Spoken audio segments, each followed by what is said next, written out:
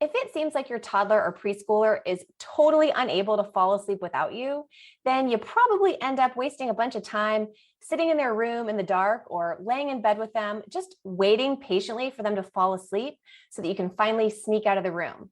That is, if you don't fall asleep in there too.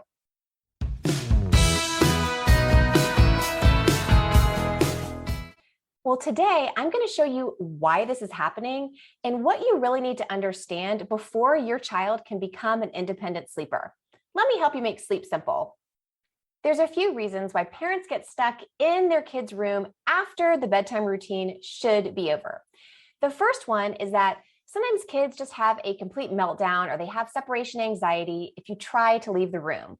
So you end up just staying put because you don't want an escalating tantrum to start. So you just end up staying in there. The second reason is some kids have a fear of the dark or monsters, or they're saying they're scared of something. So you feel like to ease their fear, you're just going to stay in the room with them while they fall asleep. And the third thing that happens is that some toddlers just fight bedtime and they won't stay put in their room. If you leave the room, they're literally just following you out, asking for you to read another book, to go to the potty again, or a million other reasons. And that can just go on forever and ever. So you think you'll just stay in there with them so they actually stay put and go to sleep. Let me share with you one of the core truths about sleep that I think a lot of us parents tend to forget. Sleep is instinctual. The ability to fall asleep independently is inside all of us. Sleep is one of our most basic human needs. And just like walking or chewing food, no one teaches you how to do it. Your body can do it once it's developmentally ready. And in healthy kids, this can be as early as 4 or 5 months old. So why isn't your kid able to do it? Well, it's because you guys have started some sleep habits, some maybe bad sleep habits that are just interfering with this innate instinctual ability. And just like all habits, the longer they go on for, the stronger they get. Now, I'm sure the habit of staying in your child's room while they're falling asleep started with the best of intentions, right? You probably were doing everything that you could to help keep your child calm, feeling safe and comfortable because you know how important sleep is and you want them to be able to go to sleep. So that's how it started. But really, regardless of how it started, if it's become a problem now and your child has lost the ability to fall asleep without you, you can fix it. Let me give you an analogy that I think will make this really clear.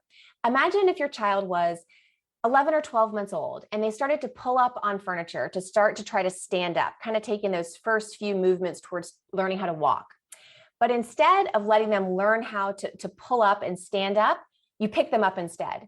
What if you were so terrified of them falling down or getting hurt or, bopping their head on the table? So instead of letting them have that experience, you picked them up every single time. Now imagine that months have gone by and your child's a 1.5 years old and you're still picking her up every time she tries to take a step, but she doesn't know how to walk yet because she's never had a chance to try. Her body is capable of it, but she just hasn't had any practice. Well, at some point she gets just too big to carry around and you realize, you know what, maybe it is time for her to start walking. So you actually start to encourage it. You start to encourage her to take those steps. And you help her a little bit at first. Maybe you let her hold onto your fingers while she's taking, some stumbly steps. Maybe you sit close to her dad on the floor and kind of let her walk between you guys. But ultimately, eventually, even if it feels scary at first, even if she falls, you have to let go. Because at the end of the day, the only way for her to learn how to walk, something that is so natural and so instinctual, the only way for her to learn is to experience it. And you have to believe that this is true for your child's sleep too. The only way for your child to learn how to fall asleep alone and get comfortable with it is to experience it. So if you're stuck laying in bed with your toddler or sitting in their room while they're falling asleep and you kind of feel hopeless, like you don't know how you're going to ever get out of there, I want you to remind yourself of this analogy. It's like learning how to walk. Being able to fall asleep alone is instinctual. It is in there. It just needs a little bit of practice. You have to truly understand and know this sleep truth in order for your child to become an independent sleeper. Why is this so important to understand? Because if you don't think that your child can fall asleep without you, you'll give up.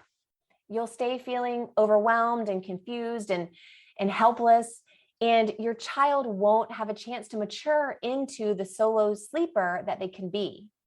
The only way for your child to learn how to fall asleep alone is to experience it. And that's the goal of sleep training. It's how to give your kid the experience of falling asleep independently in a way that's comfortable for you and comfortable for them, so that they can start to build that new habit, have that experience of falling asleep alone, and build that into a new habit. I hope this video has taken some of the confusion out of your sleep struggles. Be sure to share it with a friend who's in the same boat. And be sure to subscribe to the channel so you get notified the next time a new video comes out.